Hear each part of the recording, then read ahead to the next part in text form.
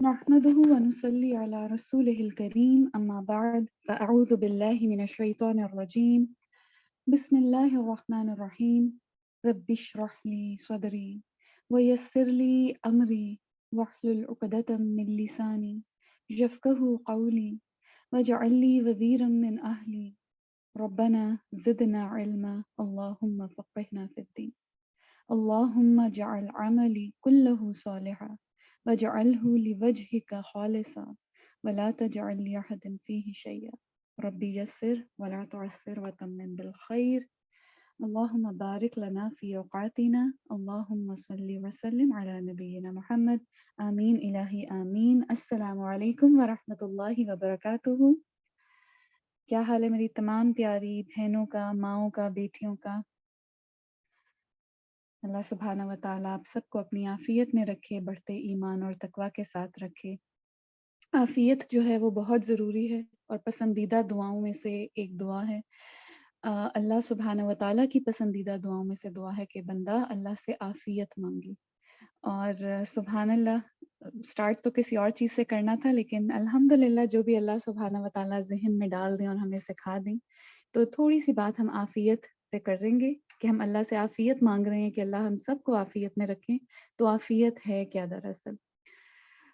میری بہنوں، اللہ تعالیٰ کی ہر چیز جو ہے وہ اللہ تعالیٰ کی مخلوق ہے، ٹھیک ہے؟ یہ ہمارے عقیدے کا کوشچن ہے۔ ہر چیز اللہ تعالیٰ کی مخلوق ہے سوائے قرآن کے۔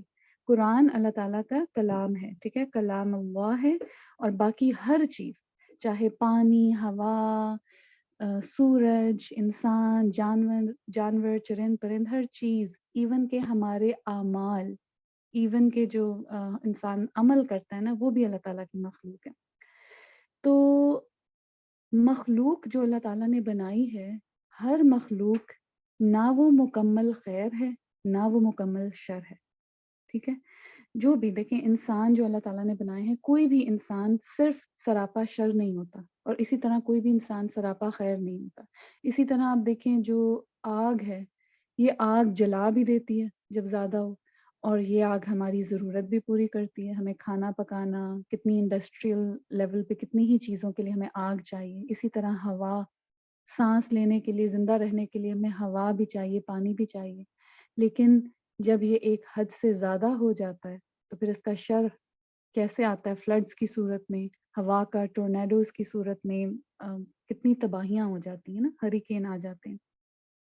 تو جب ہم کہتے ہیں نا اللہ سبحانہ و تعالیٰ سے اللہم انی اسألک العافیہ، تو دراصل ہم عافیت میں کیا مانگتے ہیں کہ یا اللہ، اپنی تمام مخلوق کی جو خیر ہے نا، وہ تو مجھے عطا فرما، اور اپنی تمام مخلوق کے شر سے میری حفاظت عطا فرما۔ سبحان اللہ، کتنی جامع دعا ہے۔ آپ کو پتہ ہے یہ دعا رسول اللہ صلی اللہ علیہ وآلہ وسلم سے ان کے چچا نے ایک دفعہ انہیں ریکویسٹ کی تھی کہ آپ مجھے کچھ سکھائیے، کوئی دعا سکھائیے، تو رسول اللہ صلی اللہ علیہ وآلہ وسلم نے انہیں یہ دعا سکھائی تھی، اللہم انی اسألک العافیہ۔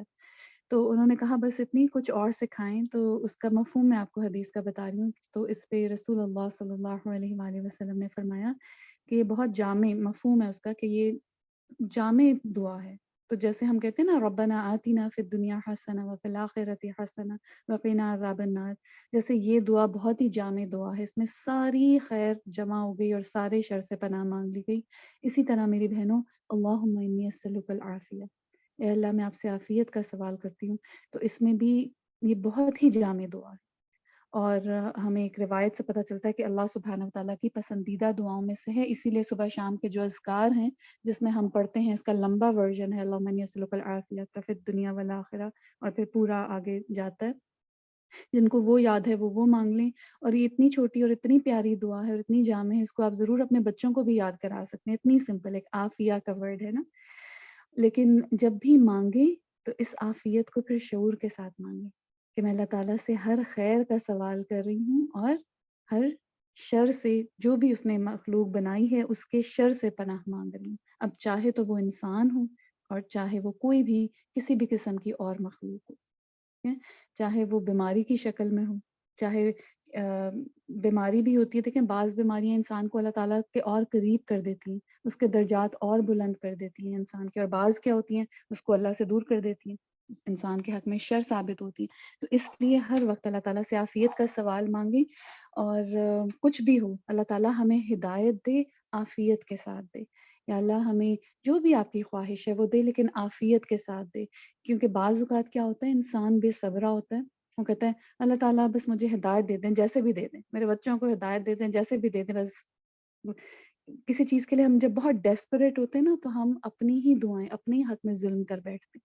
پھر کیا ہوتا ہے بعض اوقات اللہ تعالیٰ ہدایت دیتے ہیں, لیکن وہ پھر کسی آزمائش میں ڈال کے ہدایت ملتی ہے. تو اس لیے, اور ہم بہت کمزور ہیں, تو اس لیے آزمائشیں نہیں مانگنی چاہیے. بعض اوقات ہم ڈائریکٹلی نہیں مانگ رہے ہوتے, لیکن ہمارے الفاظ ایسے ہوتے ہیں, ہم غیر شعوری طور پہ جذباتی ہو کے اس طرح کی دعائیں مانگ لیتے ہیں. تو مومن جو ہوتا ہے وہ باشعور انسان ہوتا ہے, اس کی دعائیں بھی شعوری ہوتی ہیں. وہ اپنے رب کو جانتا ہے, اسے اپنے رب کی پہچان ہے کہ میرا رب چاہے تو مجھے بغیر آزمائش میں ڈالے بھی عطا کر سکتا ہے. ان اللہ علی کل شیء قدیر.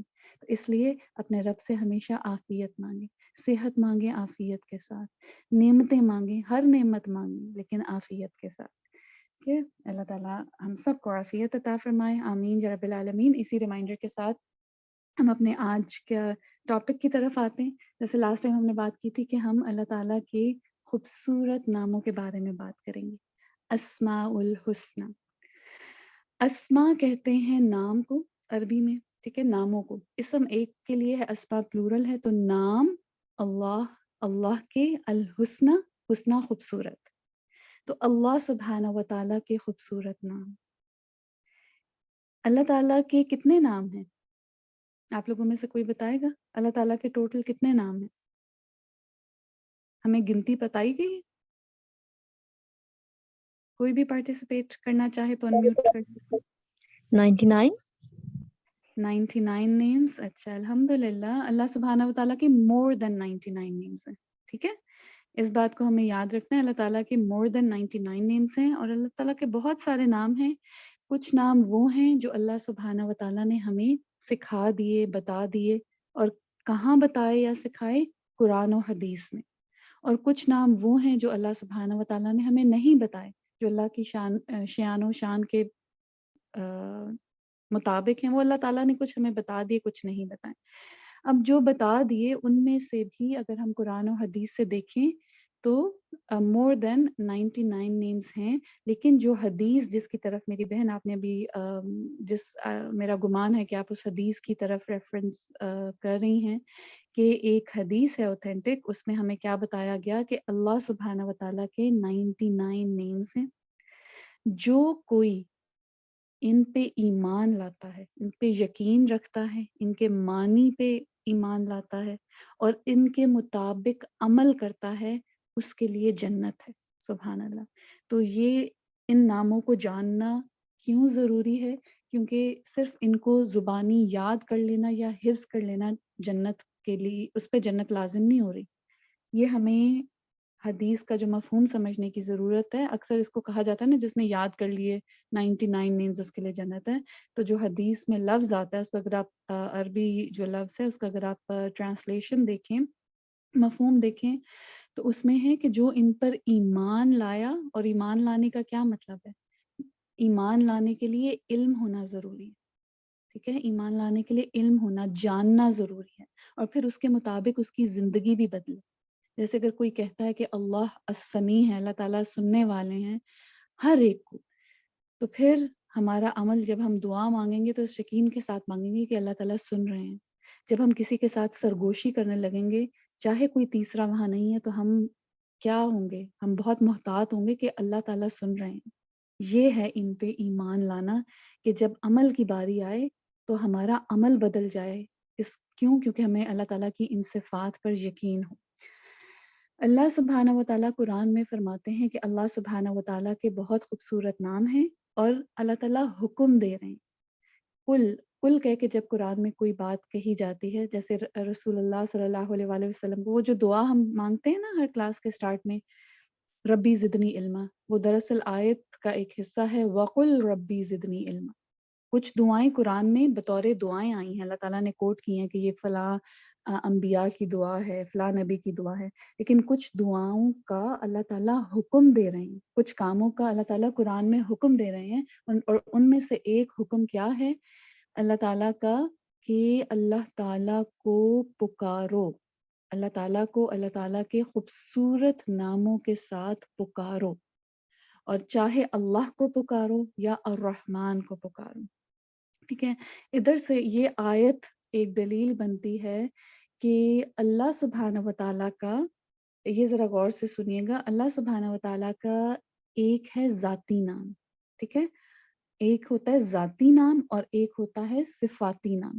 اس کو ہم یوں سمجھیں گے، ہم مثال نہیں دے رہے، سمجھنے کے لیے میں آپ کو بتانے لگی ہوں۔ جیسے اس ٹائم کلاس میں دیکھیں سسٹر سگرا ہیں، ٹھیک ہے، تو سگرا ان کا کیا ہے، ذاتی نام ہے، لیکن اگر وہ بہت سخی ہیں، بہت سخاوت کرنے والی ہیں، بہت نرم دل ہیں، بہت مہمان نواز ہیں، یا جو بھی باقی کوالٹیز ہیں، تو اگر ہم یا تو کسی ٹائم میں انہیں ان کی اس کوالٹی سے، جیسے اگر میں ان کے گھر بطور مہمان گئی ہوں تو میں جا کے اس چیز سے، ان کی مہمان نوازی پہ میں اس نام سے ان کی تعریف کروں گی کہ سسٹر سگرا بہت مہمان نواز ہے ماشاءاللہ، اور اس طریقے سے۔ اور اگر میں صرف نام لوں گی سگرا، تو اس میں کیا ہے، تو اس میں جتنی بھی ان کو اللہ تعالیٰ نے صفات عطا کی ہیں اس میں وہ ساری شامل ہیں، ٹھیک ہے، ان کے اس نام میں کیا ہوگا کہ ہم ان کا نام لیں گے تو مجھے ان کی وہ ساری اچھی اچھی کوالٹیز جو اللہ تعالیٰ نے ان کو دی ہیں وہ یاد آ جائیں گی۔ یہ تو ہوگی ایک بات سمجھنے کے لیے، ٹھیک ہے۔ اب میری بہنوں، اللہ سبحانہ و تعالیٰ کا جو ذاتی نام ہے نا، وہ ہے اللہ، الہ۔ اس کو ہم جب ملا دیتے ہیں تو کیا بنتا ہے، اللہ، اور اللہ اللہ تعالیٰ کا ذاتی نام ہے۔ اور باقی جتنے بھی ہم نام انشاءاللہ تعالیٰ سیکھیں گے، یا جتنے بھی نام قرآن اور حدیث میں باقی اللہ تعالیٰ نے ہمیں جو سکھائے ہیں، وہ اللہ تعالیٰ کے صفاتی نام ہیں، وہ اللہ تعالیٰ کی صفت ہیں۔ اور اللہ تعالیٰ کے ناموں کے بارے میں ایک جو خاص بات ہے وہ یہ ہے کہ اللہ تعالیٰ کے نام صرف اللہ تعالیٰ کے نام ہی نہیں ہیں، وہ اللہ تعالیٰ کی صفات بھی ہیں۔ انسانوں میں کیا ہوتا ہے، ہم رکھنے کو کسی کا نام عابدہ رکھ دیں، ساجدہ رکھ دیں، اس کا یہ مطلب نہیں کہ وہ بہت زیادہ سجدہ کرنے والی یا عبادت کرنے والی ہے، ضروری نہیں ہے۔ لیکن جو اللہ سبحانہ و تعالیٰ ہے، اللہ سبحانہ و تعالیٰ کے جتنے بھی نام ہیں، وہ صرف نام ہی نہیں ہیں، وہ اللہ تعالیٰ کی صفات بھی ہیں۔ اور کچھ علماء کہتے ہیں، کچھ اسکالرس کے مطابق اللہ اور الرحمن، یہ دونوں اللہ تعالیٰ کے ذاتی نام، ٹھیک ہے۔ اب لفظ اللہ جو اسم الجلالہ ہے، اللہ جو ہے، اس میں کیا ہے، اس میں اللہ تعالیٰ کے ہر طرح کے صفاتی نام آ جاتے ہیں، کیونکہ اللہ تعالیٰ کی صفات دو طرح کی ہے نا، ایک تو ہے جیسے الرحمن، الرحیم، الودود، جو بہت ہی محبت، شفقت، الشفیق، اور یہ بہت ہی محبت اور شفقت اور رحم کرنے والا۔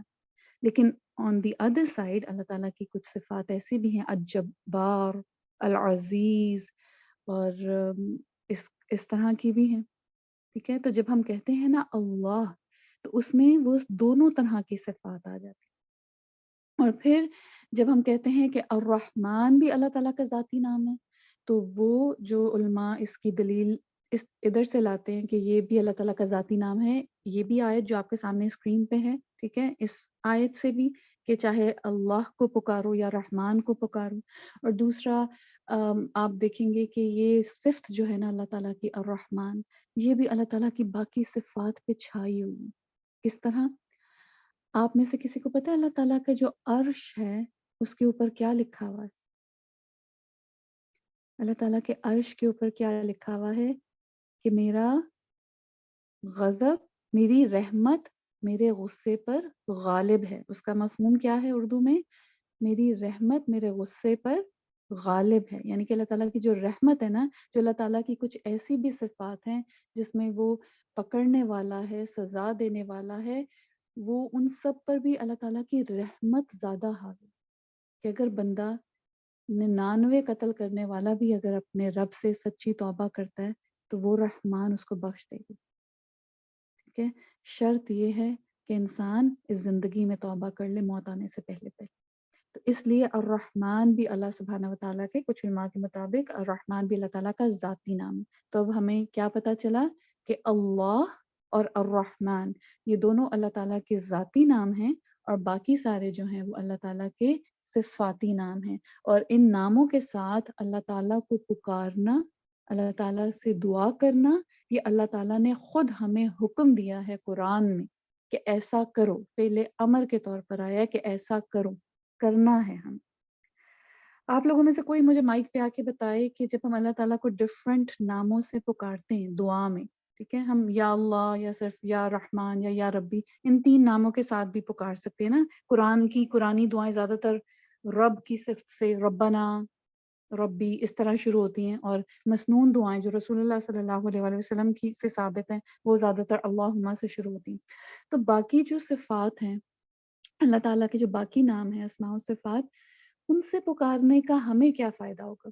کیونکہ ہم چاہے ان سے پکاریں یا نہ پکاریں، اللہ تعالیٰ کی اس صفت میں، شان میں تو کوئی کمی نہیں آنی. ہمیں اللہ تعالیٰ نے کیوں حکم دیا کہ مجھے میرے ان ناموں یا صفات سے پکارو؟ کیا آتا ہے آپ کے ذہن میں؟ کوئی بہن مائک لے پلیز، پارٹیسپیٹ کریں ذرا، انٹریکٹیو کلاس ہو تاکہ مجھے پتہ چلے آپ لوگ بھی ساتھ ہیں میرے. کوئی بہن؟ السلام علیکم ورحمۃ اللہ وبرکاتہ. بیٹا آتے تو سب کو، لیکن شرم کے مارے کوئی بولتا نہیں. یہ بات جیسے کہ ہم سنتے ہیں کہ غور سے بیان سن لیتے ہیں، لیکن ابھی میں نے سنا تھا کہ اگر بندہ پڑھتا ہے الجبار، القہار، یا عزیزو، یا حفیظو، یا بدیو، تو یہ بھی بڑے پیارے نام ہیں. تو اس کا بھی ذکر کر کے آپ کوئی بھی دعا کرتے ہیں تو انشاءاللہ اللہ تعالیٰ قبول کرتے ہیں. بے شک بے شک. تو اللہ تعالیٰ کی جو، اچھا آپ کے اس بات پہ میں ایک بات کہنا چاہوں گی سب بہنوں کو، اپنی پیاری بہنوں کو، کہ جو علم ہے نا وہ حیا کے ساتھ نہیں آتا. ٹھیک ہے، تو اس بارے میں بالکل بھی شرم نہ کھائیں کہ اچھا اگر میں کچھ کہہ دوں گی تو کہیں میں غلط نہ کہہ دوں. یہی تو پلیٹ فارم ہے جہاں پہ ہم سیکھتے ہیں. میں بھی آپ لوگوں کی طرح ایک اسٹوڈنٹ ہوں، میں ٹیچر نہیں ہوں. استاذہ سے جو سیکھ کر آتے ہیں آ کے آپ لوگوں کے ساتھ شیئر کرتی ہوں. ٹھیک ہے، میں لیکن وہ یہ سمجھتے ہیں نا کہ ہم کلاس میں بیٹھے ہیں تو پھر سب کے سامنے کیا بولے، لیکن دعا مانگتے وقت تو فر اللہ تعالیٰ کے سارے نام یاد آ جاتے ہیں ماشاءاللہ. تو انشاءاللہ کوشش کریں گے آپ کے ساتھ شیئر کرنے کے لیے. بارک اللہ فیکم. تو السلام علیکم. وعلیکم السلام ورحمۃ اللہ. اللہ تعالیٰ کے نام اس لیے لیتے ہیں، ہم اللہ تعالیٰ کی تعریف کرتے ہیں اور ان کی بیان کرتے ہیں، ان کی صفات کے وہ کتنے بڑے ہیں اور ہماری ساری ضرورت وہ پوری کرنے والے ہیں. تو اس لیے ہم لوگ ان کے نام لے کے وہ کرتے ہیں، دعائیں کرتے ہیں. بارک اللہ فیکم سسٹر قمر. اور سسٹر شمع نے بھی چیٹ میں لکھا ہے اللہ کی پہچان ہوتی ہے. بارک اللہ فیکم. بالکل. آپ دیکھیں کہ جب ہم اللہ تعالیٰ کی، جیسے اگر مجھے فار ایگزامپل مجھے رزق کی ضرورت ہے اور میں اللہ تعالیٰ کو پکاروں یا رزاق، یا مجھے بخشش کی ضرورت ہے اللہم یا غفار یا غفور یا عفو، تو جو بھی میری نیڈ ہے جب میں اس صفت کے ساتھ اپنے رب کو پکارتی ہوں نا تو میری یقین میں اضافہ ہوتا ہے، میرے اپنے یقین میں اضافہ ہوتا ہے. اللہ تعالیٰ کی شان میں کوئی اضافہ نہیں ہو رہا. وہ جس شان کے لائق ہے وہ اس کے لائق ہے، وہ ہماری اس پکار کا، اس تعریف کا محتاج نہیں. بارک اللہ فیکم سسٹر شمع. یہ توحید کا بھی اقرار ہوتا ہے. ایک تو توحید کا اقرار ہوتا ہے کہ ہم صرف یہ صفات صرف اس ایک ہی رب کے لائق ہیں، اور صرف وہی ہے جو با اختیار ہے، جو یہ سب کچھ کر سکتا ہے، جو رزق دے سکتا ہے، جو بخشش دے سکتا ہے، جو رحمت سے نواز سکتا ہے، اور وہ سارے نام جن سے بھی ہم پکاریں. اور دوسرا یہ کہ اس سے ہمارے اپنے یقین کی کیفیت بڑھتی ہے. ایمان اور یقین جو ہے نا انسان کا اپنا بڑھتا ہے جب ہم اس تڑپ کے ساتھ، ہم اس تکرار کے ساتھ بار بار اس صفت کے ساتھ اس رب کو پکارتے ہیں. تو اس سے کیا ہوتا ہے کہ پھر دعا میں بھی اخلاص بھی بڑھتا ہے، اس کی قبولیت، کیونکہ اللہ تعالیٰ نے کہا میرے ناموں کا وسیلہ لو. وسیلہ سے مراد ہم کہتے ہیں وسیلے کا ایک الگ ٹاپک ہے، وہ کسی دن انشاءاللہ کریں گے، لیکن یہ ہے کہ اللہ تعالیٰ نے کہا کہ میرے ناموں کے ذریعے پکارو. اور وسیلہ ہوتا ہے کسی کے قرب حاصل کرنے کے لیے کسی چیز کا سہارا لینا. ٹھیک ہے, تو اللہ تعالیٰ نے کہا اور کسی چیز کے سہارے یا وسیلوں کو انکریج نہیں کیا گیا. کیا کہا قرآن میں کہ میرے خوبصورت ناموں کا وسیلہ لے کے دعا مانگو, اور وسیلہ قرب حاصل کرنے کے لیے لیا جاتا ہے. تو یہ ریزن ہے کہ ہم یہ this is one of the reason کہ ہم کیوں اللہ تعالیٰ کے خوبصورت ناموں سے اللہ کو پکاریں. اچھا, ہم کیوں اب اللہ تعالیٰ کے ہم نام اور صفات کیوں سیکھیں میری بہنوں؟ آپ سوچیں, اگر ہم نے دنیا کا سارا علم حاصل کر لیا, کتنے سال ہم دنیاوی علم 16 سال تو منیمم ہے, جو بندہ گریجویشن کرتا ہے 16 سال وہ منیمم اس دنیا کی تعلیم حاصل کرتا ہے, اور اپنے رب کے بارے میں ہی نہ جانا. رب کی پہچان دراصل ہماری اپنی پہچان, ٹھیک ہے, اور رب کی پہچان ہی جو ہے وہ ہمیں عبادت میں بھی فائدہ, مطلب عبادت میں ہماری مددگار بھی ہوگی, اور اس کے لیے لازم ہے. جب تک ہم اللہ تعالیٰ کو جانتے نہیں, ہم اس کی اس طرح سے عبادت کر ہی نہیں سکتے جیسا عبادت کرنے کا حق ہے. اور دیکھیں کہ ایک اور چیز میں آپ کو سلائڈ دکھاتی ہوں. عبادت کا مطلب کیا ہے؟ عبادت کا مطلب ہے مکمل اطاعت. ٹھیک ہے, جن چیزوں کا اللہ تعالیٰ نے حکم دیا وہ کرنا, اور جن چیزوں سے روکا اس سے رک جانا. دونوں چیزیں ہیں. یہ نہیں کہ نماز بھی پڑھ رہے ہیں ساتھ چغلی غیبت بھی کر رہے ہیں, نہیں, وہ پھر عبادت میں نقص ہے. عبادت کیا ہے؟ دونوں کام کرنا, جس چیز کا حکم دیا گیا وہ کرنا, اور جس سے روکا گیا اس سے رک بھی جانا. غیر معبود کی محبت نکل جاتی ہے. بالکل سسٹر شمع. تو اب آپ دیکھیں, عبادت پوری نہیں ہو, عبادت ہو نہیں سکتی محبت کے بغیر. یہ لکھ لیں آپ اگر آپ لوگ نوٹس لے لیں. عبادت ہو نہیں سکتی محبت کے بغیر, اور محبت ہو نہیں سکتی معرفت کے بغیر. آپ دیکھیں, ہم کسی کو, ہم انسانوں میں سے بھی کسی انسان کو دیکھتے ہیں, ہو سکتا ہے اللہ نے اس کو خوبصورت بنایا تو ہم وقتی طور پہ اٹریکٹ ضرور ہوں گے, وہ اٹریکشن ہوگی, وہ محبت نہیں ہوگی. محبت کسی سے کب ہوتی ہے؟ جب اس کے ساتھ ہم معاملہ کرتے ہیں. پھر وہ انسان چاہے دیکھنے میں جیسا بھی لگے, لیکن جب ہم اس سے معاملہ فہمی کرتے ہیں تو تب اس کی اچھی عادات, اس کا رویہ جو ہمارے ساتھ ہوتا ہے, جس طریقے سے وہ ہمیں ٹریٹ کرتا ہے, وہ چیز انسان کے دل میں اگلے کی محبت بڑھاتی ہے. اور پھر جب محبت بڑھتی ہے تو پھر کیا ہوتا ہے؟ اگلے کی انسان کو بات ماننا آسان ہو جاتا ہے. ٹھیک ہے, تو میری بہنوں, جو ہمارا رب ہے اس کی عبادت کرنا کیا ہے؟ قرآن میں آتا ہے, سورہ زمر میں آتا ہے, کس صورت میں آتا ہے کہ اللہ سبحانہ و تعالیٰ فرماتے ہیں کہ جن و انس کی تخلیق کا مقصد کیا ہے؟ اللہ نے ہمیں کیوں پیدا کیا, انسان کو اور جن کو, یہ مکلف مخلوق ہیں, اپنی عبادت کے لیے. اور عبادت کا جو رکن ہے, جس کو ہم پلر کہتے ہیں, وہ ہے محبت. محبت عبادت کا پلر ہے. اگر محبت نہیں نا, میں نمازیں تو پڑھ رہی ہوں, سجدے تو دے رہی ہوں زمین میں, لیکن اللہ کی محبت میں نہیں دے رہی, اور ایک بس اس کو بوجھ سمجھ کے دے رہی ہوں, تو وہ عبادت نہیں.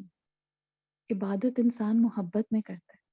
ٹھیک ہے, اور محبت اللہ تعالیٰ سے ہو ہی نہیں سکتی جب تک کہ ہمیں اس کی پہچان ہی نہ ہو. اور معرفت اللہ تعالیٰ کی پھر پہچان کیسے ہوگی؟ 2 طریقوں سے. ایک ہے اللہ سبحانہ و تعالیٰ کے اسماء و صفات, یعنی کہ جو کہاں پہ آئے؟ قرآن میں اور حدیث میں. تو قرآن اور حدیث کے علم کے ساتھ نمبر 1.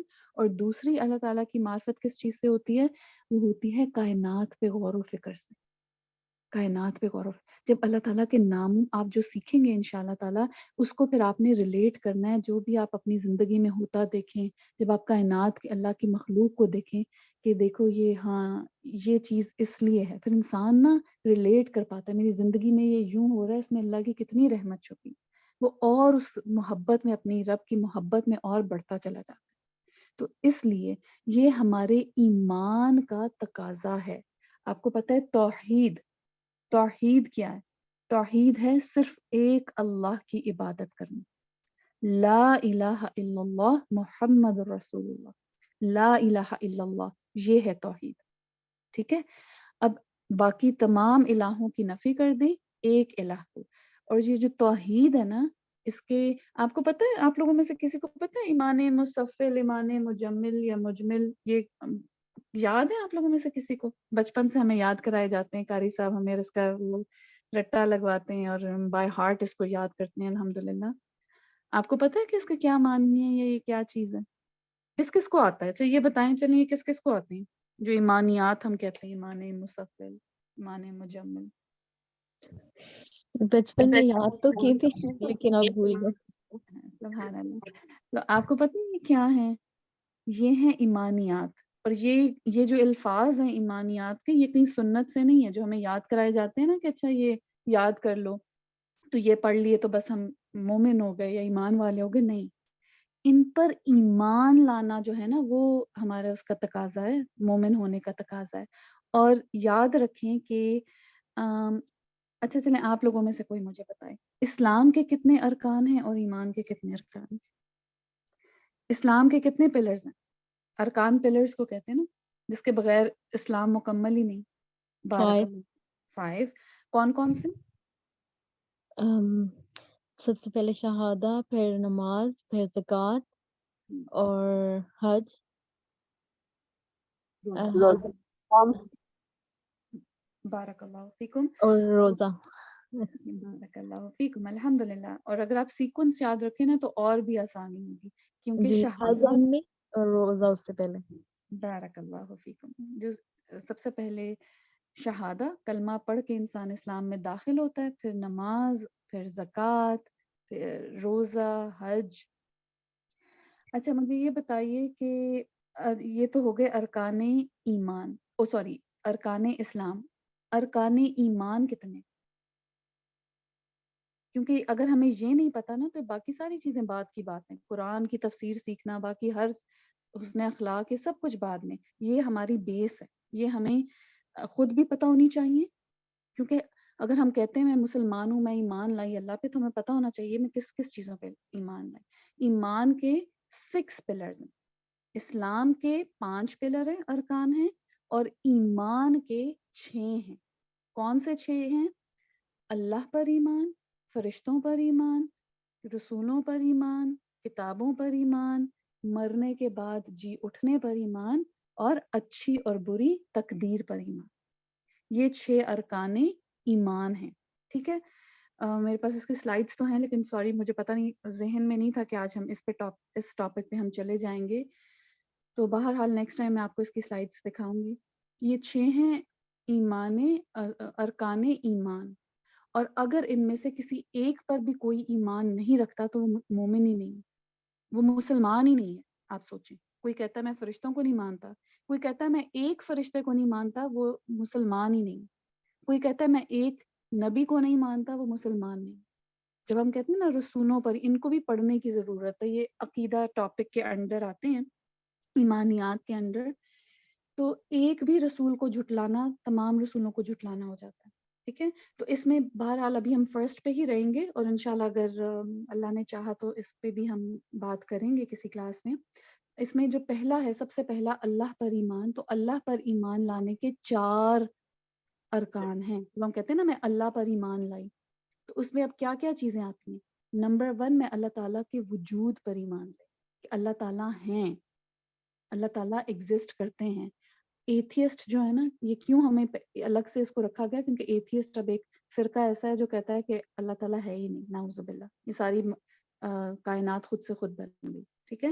تو جب ہم کہتے ہیں میں اللہ پر ایمان لائی تو اس میں پہلی چیز آتی ہے میں اللہ تعالیٰ کے وجود پر ایمان لائی. پھر میں اللہ تعالیٰ کی ربوبیت پر ایمان لائی. مراد ہے کہ وہی رب ہے. رب کون ہوتا ہے؟ خالق، مالک، مدبر. وہی سب کو پیدا کرنے والا ہے، وہی سب کو پالنے والا ہے، وہی سب کی تقدیر بنانے والا ہے. ہم کہتے ہیں کہ فلاں، دیکھیں بعض اوقات بچے یتیم ہو جاتے ہیں، والدین جلدی فوت ہو جاتے ہیں، ہم کہتے ہیں ہائے اللہ اس کو کون پالے گا، کیا ہوگا، کیسے ہوگا. آپ دیکھیں کون پالتا ہے ایسے بچوں کو؟ پل جاتے ہیں نا. کیا پتا چلا؟ رازق کون ہے؟ رازق اللہ ہے. رسول اللہ صلی اللہ علیہ وآلہ وسلم کی اگر آپ سیرت اٹھا کے دیکھیں تو کتنی جو تکلیفیں انسان کو آ سکتی ہیں ان پہ تقریباً ساری ان آزمائشوں سے ان کی زندگی گزری. کیوں؟ تاکہ ہر بندہ اپنی زندگی کو ان سے ریلیٹ کر سکے. اور آپ دیکھیں کہ پھر کون تھا خالق، کس نے ہر لمحے میں ان کی مدد کی؟ اللہ سبحانہ و تعالیٰ نے. ٹھیک ہے. تو اللہ ہی ہمارا رب ہے. ہم والدین یا اور کوئی بندہ، وہ ذریعہ وسیلہ تو اللہ تعالیٰ نے ضرور بنایا ہو سکتا ہے، لیکن دینے والی ذات، پالنے والی ذات، پیدا کرنے والی ذات صرف اور صرف اللہ تعالیٰ. اسی طرح اسی کی یہ اولاد، ہم کہتے ہیں نا میری اولاد، اللہ نے مجھے ذریعہ ضرور بنایا لیکن یہ سب اللہ تعالیٰ ہی کی دی ہوئی ہے. اسی لیے جب ہمارا کوئی پیارا دنیا سے جاتا ہے ہم کیا کہتے ہیں؟ انا للہ و انا الیہ راجعون. اسی کو ہی ہم بلونگ کرتے ہیں، اسی کی طرف ہم نے جانا ہے. یہ میری تیری تو ہم نے یہ جو ہے نا بعض اوقات انہی چیزوں میں پڑھ کے ہم یہ بھول جاتے ہیں کہ سبحان اللہ نہیں، یہ تو اللہ کی رحمت ہے، اللہ کی نعمت ہے جو اس نے مجھے وقتی طور پہ عطا کی.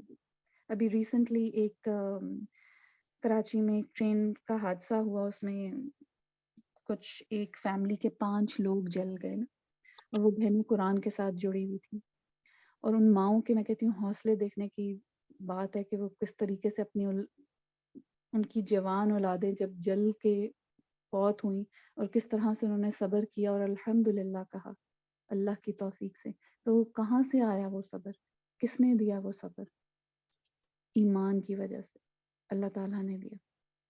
تو جو بندہ واقعی اللہ پر ایمان لاتا ہے پھر اللہ سبحانہ و تعالیٰ مشکل میں بھی اس کو صبر عطا فرماتا ہے. اور اس کے علاوہ ویسے بھی پھر انسان جو ہے نا وہ لوگوں کے آگے نہیں گرتا پھرتا، لوگوں کے آگے نہیں ہاتھ پھیلاتا، لوگوں سے نہیں وہ ڈرتا پھر، کیونکہ اس کو پتا ہے کہ دینے والی ذات اللہ کی ہے.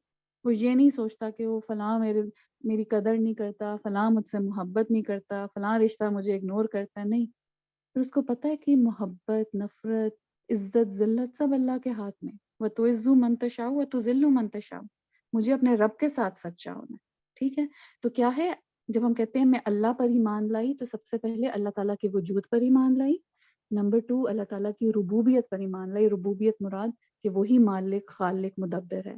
نمبر 3 کہ اللہ تعالیٰ کی الوہیت پر ایمان لائی. الوہیت کہتے ہیں عبادت، کہ صرف وہی عبادت کے لائق.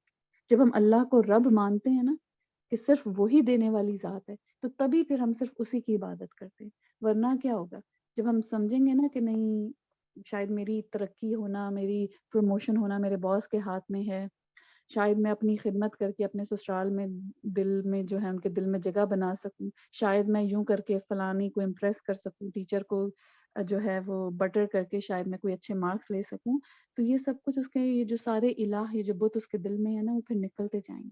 اور سب سے بڑا بت کیا ہے؟ ہمارا اپنا نفس. جب انسان اللہ کی عظمت پہچانتا ہے، اللہ کو بڑا مانتا ہے نا، تبھی پھر اپنی ذات کی نفی ہوتی. ٹھیک ہے، اور پھر چوتھا جو رکن ہے، اور یہ 4 پلرز ہیں، اگر کوئی ان میں سے ایک چیز کو بھی نہیں مانے گا اس کا اللہ پر ایمان ہی نہیں. ٹھیک ہے، ایک کو بھی انکار کر دیا تو اللہ پر ایمان نہیں رہا.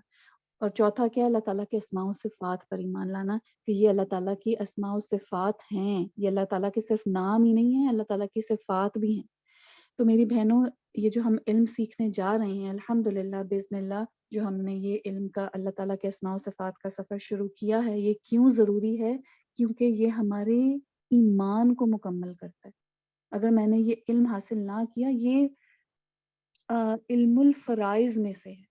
علم الفرائض میں سے آپ کو پتہ ہے نماز، روزہ، حج، ان سب سے پہلے یہ والا علم آتا ہے. کیوں؟ کیونکہ جب ہمیں اللہ کی پہچان ہی نہیں، اس سے محبت ہی نہیں، تو ہم عبادت کا حق کیسے ادا کریں؟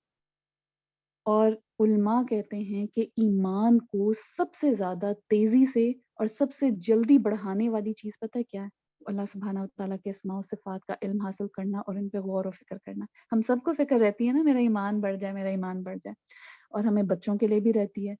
ہم بچوں کو دیکھیں، چھوٹے بچوں کو کیا کرتے ہیں؟ نماز پڑھو اللہ تعالیٰ آگ میں ڈالیں گے، یہ کرو وہ. ہم ریچولز پہ تو ڈال دیتے ہیں کہ روزہ رکھو، نماز پڑھو، لیکن سب سے پہلا کام جو تھا 7 سال تک ان کو اللہ کی معرفت دینا، اللہ کے اسماء و صفات سے اللہ تعالیٰ کی پہچان کرانا، اللہ کی محبت ڈالنا، وہ ہم ڈالتے نہیں. پھر جب ہم بچوں کو صرف نماز سیدھا سکھاتے ہیں تو کیا اب وہ بچے نماز پڑھیں گے؟ ان کو وہ نماز بوجھل نہیں لگے گی؟ خود ہم پوچھیں، خود سوچیں. تبھی تو ان کو پھر بوجھل لگتی ہے، تبھی تو پھر وہ ہمارے صرف ڈر سے شاید ہمارے سامنے پڑھ لیتے ہیں اور پیچھے سے نہیں پڑھ پاتے. کیوں؟ کیونکہ ان کے دل میں محبت ہی نہیں آئی رب کی. تو جب تک پہلا کام ہوتا ہے کہ رب کی معرفت اور محبت پیدا کریں. جب یہ محبت آ گئی نا، پہچان آ گئی نا، تو پھر انشاءاللہ باقی تمام اطاعت کے کام، برائیوں سے بچنا یا نیکیوں میں دوڑ لگانا ہمارے لیے اور سب کے لیے آسان ہو جائے گا. تو یہ سب سے پہلا علم ہے. اس کے فائدے کیا کیا ہیں اس علم کو حاصل کرنے کے؟ آج ہم اس کی اہمیت پہ ہی صرف بات کر رہے ہیں. اس علم کا حاصل کرنے کا سب سے پہلا فائدہ یہ ہے کہ یہ ہمارا کیا ہے؟ فرض ہے، علم الفرائض میں سے ہے. اگر ہم اس کو چھوڑ دیں گے تو ہماری عبادت ہی پوری نہیں ہوگی. عبادت مکمل نہیں ہو سکتی محبت کے بغیر، اور محبت معرفت کے بغیر. پھر جنت واجب کرنے والا عمل، پھر یہ ہماری ارکان ایمان کا حصہ ہے. یہ علم حاصل کرنا، ابھی ہم نے پڑھا اللہ پر ایمان جو ہے اس کا حصہ ہے. پھر یہ کیا ہے؟ یہ عزت دینے والا علم ہے. کیوں؟ کیونکہ سب سے زیادہ باعزت ہستی اللہ سبحانہ و تعالیٰ کا علم ہے. تو جو اس کا علم حاصل کرتا ہے اللہ سبحانہ و تعالیٰ اس کو بھی عزت بخشتے ہیں. سبحان اللہ. پھر دعاؤں کی قبولیت کا ذریعہ، کیونکہ جب ہمیں ان ناموں کی صرف یاد ہی نہیں، جب ان کی پہچان ہوگی نا، ان پہ ایمان آئے گا، ان کی معرفت ہوگی، پھر جب دل سے ہم ان ناموں سے اللہ کو پکاریں گے تو دعا کی قبولیت زیادہ ہے چانسز. پھر دلوں کی صفائی کا علاج، یہ بہت خوبصورت ہے. ہم سب لوگ دلوں کے جتنی بھی برائیاں ہیں وہ ساری دلوں سے شروع ہوتی ہیں نا، دلوں کے امراض سے. تو وہ ٹھیک ہو ہی نہیں سکتی، بدگمانیاں دور ہو ہی نہیں سکتی جب تک کہ انسان کو اس پر ایمان نہ ہو کہ اللہ سبحانہ و تعالیٰ جاننے والا ہے. اللہ تعالیٰ دیکھ رہا ہے میرے دل میں آنے والے ہر خیال کو، میری ذہن میں آنے والی ہر سوچ کو، میرے ہر عمل کو. جتنا اللہ کی ان صفات پر ایمان ہوگا اتنا انسان کا دل صاف ہوتا چلا جائے گا ہر معاملے میں. ٹھیک ہے، تو یہ چیزیں کچھ تھیں جو بہت ضروری تھیں. اس کے علاوہ ایک دو اور باتیں جو اس علم کو ہم اللہ تعالیٰ کے ناموں کا آغاز کرنے سے پہلے جو ہمیں کلیئر ہونا بہت ضروری ہے، وہ یہ ہے میری بہنوں کہ یہ نام کہاں سے آئے. ہم خود سے اللہ تعالیٰ کو کوئی نام نہیں دے سکتے، نہ محبت میں نہ عقیدت میں. یاد رکھیے، نہ محبت، جتنی مرضی آپ کو اللہ تعالیٰ پہ محبت آ رہی ہے، پیار آ رہا ہے، تو محبت اور عقیدت میں ہم اپنی مرضی سے اللہ تعالیٰ کو کوئی نام نہیں دے سکتے. اللہ تعالیٰ کے صرف وہی نام ہیں جو اللہ تعالیٰ نے قرآن یا حدیث کے ذریعے ہمیں سکھا دی. اس کے علاوہ کوئی کسی شخص نے ہمیں کوئی نام بتائے جو قرآن و حدیث سے ثابت نہیں، وہ نہیں ہوں گے. کیوں؟ کیونکہ اللہ سبحانہ و تعالیٰ کے جو شیان شان ہیں وہ اللہ تعالیٰ ہی بہتر جانتا ہے کہ اللہ کی شان کے مطابق کیا ہیں. اس لیے ہم صرف انہی ناموں سے اپنے رب کو پکاریں گے. اسی لیے ایک یہاں بہت ہماری کامن غلطی ہوتی ہے کہ ہم علم نہیں ہوتا نا، اس لیے جب تک علم نہیں تھا اور بات تھی، اب اللہ تعالیٰ نے سکھا دیا. بہت سے لوگوں کو آپ نے دیکھا ہوگا، میں خود پہلے جب تک علم نہیں تھا ہم کہتے ہوتے تھے اللہ میاں.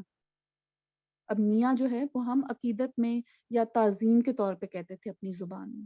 ٹھیک ہے، اللہ میاں یا کوئی نہ کوئی اور کچھ ایسا لفظ ہم لگا دیتے ہیں جو اللہ تعالیٰ کے اسماء و صفات میں سے نہیں ہے. تو یہ صحیح نہیں. ٹھیک ہے، آپ کہتے ہیں اللہ سبحانہ و تعالیٰ یا اللہ تعالیٰ یا اللہ، لیکن خود سے آگے کچھ اور نہ لگائیں جو اللہ تعالیٰ نے اپنے لیے نہیں چوز کیا. ٹھیک ہے. اور ایک چیز کہ ہم کہتے ہیں نا ہم اللہ تعالیٰ کی دل چاہتا ہے اللہ تعالیٰ کی حمد کریں، اللہ تعالیٰ کی بڑائی بیان کریں، پاکی بیان کریں. کن الفاظ میں کریں؟ تو بہترین الفاظ جس میں اللہ تعالیٰ کی پاکی یا بڑائی بیان کی جا سکتی ہے وہ اللہ تعالیٰ کے اسماء و صفات ہیں. کیونکہ انسان ہونے کے ناطے ہماری عقل، ہمارا علم بہت محدود ہے، اور اللہ تعالیٰ ہی جانتے کہ ان کی شان کے مطابق کیا ہے. تو جب ہم اللہ کے ناموں سے اللہ کو پکار رہے ہوتے ہیں تو یہ دراصل ہم اللہ تعالیٰ کی پاکی بیان کر رہے ہوتے ہیں، تسبیح کر رہے ہوتے ہیں، اس کی حمد کر رہے ہوتے ہیں. تو تسبیح اور حمد کے بہترین الفاظ بھی اللہ تعالیٰ کے اسماء و صفات ہیں. اللہ اکبر. آپ سوچیں کہ کبھی دل کرے نا اللہ کی بڑائی اور پاکی بیان کرنے کا، تو اللہ تعالیٰ کے ناموں کی جو ہے اس کا ورد کریں. سبحان اللہ. پھر دوسرا سوال آتا ہے کہ کیا یہ نام حقیقی نام ہے، یعنی کہ یہ بس خالی نام ہی ہیں، یا یہ جو صفات بھی ہیں تو یہ ان کے حقیقی نام ہیں؟ یہ ہم نے ابھی پہلے بھی بات کی تھی. ان کے کیا میننگ ہے؟ جیسے کچھ لوگ کہتے ہیں، یہ میں اس لیے آپ کو بتا رہی ہوں، یہ مختلف عقیدے کے لوگ ہوتے ہیں، یہ ہمیں کلیئر ہونا چاہیے. کچھ لوگ کہتے ہیں نہیں یہ صرف اللہ تعالیٰ کے جیسے السمیع ہے، اللہ تعالیٰ سنتے ہیں، یا البصیر ہے، اللہ تعالیٰ دیکھتے ہیں. تو کچھ لوگ کہتے ہیں نہیں یہ صرف نام ہے، یہ نہیں ہے کہ اللہ تعالیٰ اصل میں سن رہے ہیں یا دیکھ رہے ہیں. تو یہ بات غلط ہے. ہمارا اہل سنہ والجماع جو قرآن و سنت کو فالو کرنے والا ہے، اس کا کیا عقیدہ ہے کہ اگر اللہ تعالیٰ نے اپنے جو نام بتائے ہیں وہ ویسے ہی ہیں، ہم ان پہ ایز اٹ از ایمان لاتے ہیں. اب اور وہ اگر اللہ تعالیٰ نے کہا ہے اللہ تعالیٰ سنتے ہیں تو اللہ تعالیٰ سنتے ہیں، اگر اللہ تعالیٰ نے کہا ہے اللہ تعالیٰ دیکھتے ہیں تو اللہ تعالیٰ دیکھتے ہیں. اب کس طرح دیکھتے ہیں، کس طرح سنتے ہیں، کیا کیفیت ہے، وہ ہمیں نہیں معلوم، وہ ہمیں بتائی بھی نہیں گئی، اور اس کے بارے میں ہم سوال بھی نہیں کریں گے. جتنا ہمیں علم دے دیا گیا اتنا ہم نے قبول کر لیا اس کو ایز اٹ از. اس لیے میری بہنوں ہمارا جو دین ہے نا اس کا ایک بہت ہماری ایمانیات کا اکثر حصہ آپ دیکھیں گے علم الغیب پہ منحصر ہے. کیسے؟ فرشتوں پر ایمان، اللہ پر ایمان، جنت جہنم پر ایمان. اب ہم نے دیکھے تو نہیں ہے نا، یہ سب علم الغیب ہیں. ہم ان پر ایمان لاتے ہیں نا، رکھتے ہیں، دل سے مانتے ہیں کہ یہ ہیں.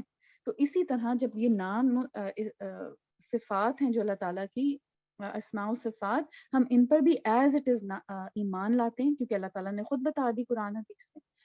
لیکن اب کیفیت کیا ہے، کس طرح ہے، ان سوالوں میں ہم پڑھتے ہیں. کیونکہ اگر اللہ تعالیٰ نے ہمیں نہیں بتائی نا اس کی ڈیٹیل کہ کس طرح سنتے ہیں، کس طرح دیکھتے ہیں، تو اس کا مطلب ہے کہ وہ نمبر 1 ہمارے لیے ضروری نہیں ہے اس کیفیت کو جاننا، اور نمبر 2 یہ کہ وہ ہماری جو اس دنیا میں اللہ تعالیٰ نے جو بھی ہمیں دماغ یا جتنی لمیٹڈ نالج دی ہے وہ اس سے بالا تر ہے، وہ اس سے کمپریہینڈ نہیں کر سکتا. تو اس لیے ہمیں ان چیزوں میں نہیں پڑھنا، ان سوالوں، ان سوچوں، ان امیجنیشن میں نہیں پڑھنا کہ کس طرح. بس کیا ہے اللہ تعالیٰ نے کہہ دیا، ہم ایمان لے آئے. ٹھیک ہے. پھر اب اللہ سبحانہ و تعالیٰ، آپ یہ بتائیں کہ ہم کہتے ہیں نا کہ اچھا اب اللہ تعالیٰ سنتا تو انسان بھی ہے، تو اللہ تعالیٰ کو ہم کبھی بھی مخلوق کے ساتھ مثال یا تشبیہ نہیں دے سکتے کہ جیسے فلاں، جیسے انسان سنتا ہے ویسے اللہ تعالیٰ سنتا ہے، جیسے ماں محبت کرتی ہے ویسے اللہ تعالیٰ محبت کرتا ہے. کسی بھی انسان کے ساتھ ہم اس کو تشبیہ نہیں دے سکتے. اسی میں ایک اور بہت امپورٹنٹ ہے بات کہ آپ کو پتہ ہے کہ اللہ سبحانہ و تعالیٰ کا ہمیں احادیث سے پتہ چلتا ہے اللہ سبحانہ و تعالیٰ کا چہرہ مبارک بھی ہے. اللہ سبحانہ و تعالیٰ کی ایک حدیث کا مفہوم ہے کہ انسان کا دل اللہ کی 2 کریم انگلیوں کے درمیان ہے، وہ جہاں چاہے پلٹ دے، اس کا دل الٹتا پلٹتا رہتا ہے. پھر ایک حدیث کے مفہوم کے مطابق قیامت کے روز جہنم اللہ تعالیٰ کو کہے گی حل فی المزید، ہے کچھ اور، ہے کوئی اور ڈالیں اور ڈالیں، جب تک کہ اللہ تعالیٰ اپنا قدم مبارک جہنم کے منہ پہ نہیں رکھ دیں گے، اور تب وہ کہے گی بس بس بس. تو اس سے ہمیں کیا پتہ چل رہا ہے؟ اللہ تعالیٰ کا چہرہ بھی ہے، اللہ تعالیٰ کی انگلیاں بھی ہیں، اللہ تعالیٰ کا قدم مبارک بھی ہے. تو آپ کیا اس پہ ایمان لاتے ہیں کہ اللہ تعالیٰ کا چہرہ ہے؟ آپ کے خیال میں بس ویسے ہی بتانے کے لیے ہے کہ اللہ تعالیٰ کا چہرہ ہے، یا واقعی اللہ تعالیٰ کا چہرہ ہے؟ کیا آپ کا جواب ہوگا؟ اگر حدیث میں آ گیا اللہ تعالیٰ کا چہرہ ہے تو کیا آپ اس پہ ایمان لائے کہ اللہ تعالیٰ کا چہرہ ہے؟ جی الحمدللہ ہم ایمان لائیں گے. اللہ نے کہہ دیا، کیوں؟ کیونکہ قرآن وحی مطلوع ہے اور حدیث وحی غیر مطلوع ہے. ان دونوں چیزوں پر ہم ایمان لاتے ہیں کہ دونوں چیزیں اللہ کی طرف سے. تو اگر اللہ تعالیٰ نے ان 2 چیزوں میں بتا دیا تو ہم ایمان لے آئے ہے. اب اگلا کیا ہے؟ اچھا اب یہ اصلی چہرہ ہے یا یہ بس بات کے طور پہ کہا جا رہا ہے؟ تو یہ اصلی چہرہ ہے. ہم کس پہ ایمان لائے کہ اصلی چہرہ ہے؟ اللہ نے کہا ہے چہرہ ہے، اصلی چہرہ ہے، تو ہم ایمان لائے اصلی چہرہ ہے. اب وہ چہرہ کیسا چہرہ ہے؟ کیا وہ ہماری طرح کا چہرہ ہے، یا وہ کس طرح بنا ہے، یا کیا ہے؟ اب ان میں ہم نہیں پڑیں، نہ ہم اس کو سوچنے کی کوشش کریں گے، نہ ہم اس کے بارے میں کسی سے سوال کریں گے، کیونکہ اللہ تعالیٰ نے نہیں بتایا. اور اگر شیطان ہمارے دل میں کوئی بھی وسوسہ ڈالے نا اللہ تعالیٰ کی ان چیزوں کے بارے میں، تو ہمیں کیا بتایا گیا؟ کیا پڑھو؟ سورہ اخلاص پڑھو، قل هو اللہ احد، یہ پڑھ لو. ٹھیک ہے، یہ پڑھ لو کہ کیونکہ یہ جب ہم پڑھتے ہیں نا ہم توحید کو اپنی خالص کرتے ہیں دوبارہ سے، کہ یہ شیطان ہمیں اچک کے لے جانا چاہتا ہے. اچھا وہ یوں ہے تو وہ یوں ہے. جیسے کچھ لوگ کہتے ہیں اللہ تعالیٰ جو ہے وہ نور سے بنا ہے. اب یہ چیز جو ہے نا یہ شرک کا دروازہ کھولتی ہے. کیسے؟ اب بنا ہے سے مراد یہ ہے جو چیز ہوتی ہے نا بنتی ہے، اس کا مطلب ہے اس کو کوئی بنانے والا ہے. ٹھیک ہے، اور اللہ تعالیٰ کو کوئی بنانے والا نہیں. اللہ تعالیٰ کیا ہے؟ اللہ تعالیٰ نور ہے، بس بات ختم. کہاں سے ہمیں پتہ چلا؟ سورہ نور سے ہمیں پتہ چلا، اس کی آیت سے ہمیں پتہ چلا. اللہ تعالیٰ نے بتایا کہ اللہ تعالیٰ نور ہے. ٹھیک ہے، تو اس لیے اللہ تعالیٰ کے بارے میں جب بھی بات کرنے لگے میری بہن، اس میں ہمیں اپنے الفاظ کو بہت محتاط ہو کے استعمال کرنا ہے، کہیں جھوٹ نہ ہو جائے، کہیں یہ شرک کی طرف نہ لے جائے. تو اللہ سبحانہ و تعالیٰ کون ہے؟ اللہ سبحانہ و تعالیٰ وہی ہے جو اس نے اپنے لیے خود جو بتا دیا، جیسا بتا دیا، جتنا بتا دیا، اس پہ نہ کوئی سوال ہوگا، نہ اس پہ کچھ اور ہوگا، مطلب کچھ اس کو امیجن کرنے کی ہم کوشش کریں گے. پھر ایک اور چیز کہ اللہ سبحانہ و تعالیٰ ذات کے اعتبار سے کہاں پہ ہیں؟ اللہ تعالیٰ کہاں ہے؟ کیا اللہ تعالیٰ ہر چیز میں؟ کیا اللہ تعالیٰ میرے اندر ہیں، ہر چیز میں ہیں، پھولوں میں ہیں؟ آپ لوگ بتائیے، کیا اللہ تعالیٰ ہر جگہ ہے؟ باقی بہنیں کیا سسٹر شمع کے ساتھ اگری کرتی ہیں؟ ہم یہ نہیں کہتے اللہ تعالیٰ السلام علیکم. یہ اللہ تعالیٰ ہمارے خیرک سے زیادہ قریب ہے. शारक से ज्यादा करीब है, लेकिन मैं पूछी हूँ अल्लाह ताला अपनी ज़ात के एतबार से, अब ये गौर तलब है तात, ज़ात के एतबार से, यानी कि फिजिकली अल्लाह जिसको हम ताला कहते को हैं। देख सकते हैं जो जो जैसे चीजें हैं हर तरफ, ट्रीज हैं, दरख्त हैं, मौसम है, हर लिहाज से अल्लाह ताला के हर लिहाज से अल्लाह ताला इन सब चीजों में मौजूद है। अच्छा चलें, अब हम इसको देखते हैं क्योंकि ये भी बहुत इंपॉर्टेंट क्वेश्चन है। बारकल्लाहु फीकुम सिस्टर शमा। अल्लाह ताला मेरी बहनों हर जगह नहीं, ठीक है, लेकिन इसे गौर से सुने। हर जगह किस तरीके से, ऐसा नहीं है कि खुदा ना खास्ता जब हम जात की बात करते हैं ना, जात के एतबार से अल्लाह सुब्हानहू व तआला कहाँ है? अपने अर्श पर मुस्तवी है। जात के एतबार से अल्लाह ताला अपने अर्श पर है। अल्लाह ताला का अर्श कहाँ है? हमारे ऊपर 7 आसमान हैं। इन 7 आसमानों के ऊपर पानी है। उस पानी के ऊपर अल्लाह ताला का अर्श है और उस अर्श को 4 फरिश्तों ने उठाया हुआ है। क़यामत के दिन 8 फरिश्ते उठाएंगे, इस टाइम 4 फरिश्तों ने उठाया हुआ है। तो अल्लाह ताला अपने उस अर्श पर मुस्तवी हैं, ठीक है। हम ये नहीं कह सकते नाउजुबिल्लाह कि अल्लाह ताला अपने अर्श पर खड़े हैं या बैठे हैं या ऐसे हैं या वैसे हैं, नहीं। क्या लफ्ज आया कुरान में? मुस्तवी, इस्तवा, हैं। अब कैसे हैं, क्या कैफियत है, किस तरह है, हमें नहीं मालूम। बस हमने क्या कहना है कि अल्लाह ताला अपने अर्श पर है, मुस्तवी हैं, ठीक है। और अगर मुस्तवी का भी आपको नहीं अभी अरबी याद रहती तो आपके अल्लाह ताला अपने अर्श पर है। जात के एतबार से अल्लाह ताला अपने अर्श पर हैं। किस एतबार से? जात के एतबार से अल्लाह ताला अपने अर्श पर हैं। और अपनी अस्माओ सिफात के लिहाज से, अपनी अस्माओ सिफात के लिहाज से अल्लाह सुब्हानहू व तआला हर जगह है, ठीक है। अब अस्माओ सिफात में क्या आता है? अपने इल्म के एतबार से अल्लाह ताला के इल्म ने हर चीज का अहाता किया है। अल्लाह ताला हर मखलूक को सुनने वाला, अल्लाह ताला हर एक को देखने वाली, वो अल्लाह ताला की सिफात है वो अपने अर्श पर मुस्तवी, लेकिन अपनी इन सिफात के एतबार से वो क्या है? मोमिनीन के करीब है, मोमिनीन के साथ है। बाकी जो काफिर भी हैं उनको भी देखने वाला है, अस्समी अल बसीर, उन सब के लिए। तो ये एक इम्पॉर्टेंट क्वेश्चन है, इसको आपने याद रखना है। ये हमारे अकीदे का क्वेश्चन है कि जात के एतबार से अल्लाह ताला अपने अर्श पे है, हर जगह नहीं है। क्योंकि जो लोग कहते हैं ना फिर अल्लाह ताला हर चीज में है, वो फिर उसको गलत तरफ ले जाते हैं, इंसान को शिर्क की तरफ ले जाता है, ठीक है। सिफात के लिहाज से, अस्माओ सिफात के लिहाज से, जिसमें अल्लाह का अल अलीम होना, असमी होना, बाकी जितनी भी सिफात हैं अल्लाह ताला की, सिफात के लिहाज से अल्लाह ताला अपनी रहमत के लिहाज से, अपनी मायत के लिहाज से अल्लाह ताला हर जगह है, लेकिन जात के एतबार से वो अपने अर्श पर ही। ये बात क्लियर है? किसी को कोई सवाल है तो इधर ही पूछ लीजिए, ये हमें बिल्कुल क्लियर होना चाहिए। इससे रिलेटेड किसी बहन को कोई सवाल है तो आप बिल्कुल पूछ सकते हैं, आइए। और अच्छा सवाल सदका जारिया होता है, बहुत सारे और लोगों को भी फायदा देता है। ये बात क्लियर हो गई? जी क्लियर है। अल्हम्दुलिल्लाह।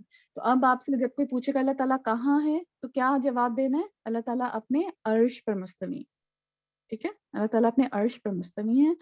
हाँ, अपने इल्म के एतबार से अल्लाह ने हर चीज का इहाता किया। तो इसलिए मेरी बहनों हमें ये जो इल्म है, अस्माओ सिफात का जो इल्म है, इसको जानना जो है वो बहुत ज़रूरी है। ये हम सब पे फ़र्ज़ है। हम खुद भी इंशाल्लाह इसको सीखेंगे आइंदा आने वाले मंडेज़ को इंशाल्लाह। और इसके अलावा इस इल्म को हम अपने प्यारों तक और दूसरों तक भी आम करेंगे, क्योंकि हमारे ईमान का इन्हिसार इस पर है। चलें, बारकल्लाहु फीकुम, जज़ाकुमुल्लाहु खैरन। यहाँ तक इधर मैं दुआ पढ़ देती हूँ, उसको हम स्टॉप करते हैं। और उसके बाद फिर किसी के सवाल हों कुछ तो इंशाल्लाह मैं ज़रूर बोलूँगी। बिस्मिल्लाहिर्रहमानिर्रहीम, सुब्हानकल्लाहुम्मा व बिहम्दिक, अशहदु अल्ला इलाहा इल्ला अंत, अस्तगफिरुका व अतूबु इलैक। रब्बना तक़ब्बल मिन्ना इन्नका अंतस समीउल अलीम व तुब अलैना इन्नका अंतत तव्वाबुर रहीम। ला इलाहा इल्ला अंता सुब्हानका इन्नी कुन्तु मिनज़ ज़ालिमीन। आमीन। जज़ाकुमुल्लाहु खैरन, बारकल्लाहु फीकुम। जी, रिकॉर्डिंग बेशक आप स्टॉप कर दीजिए सिस्टर साइमन। अच्छा, रिकॉर्डिंग तो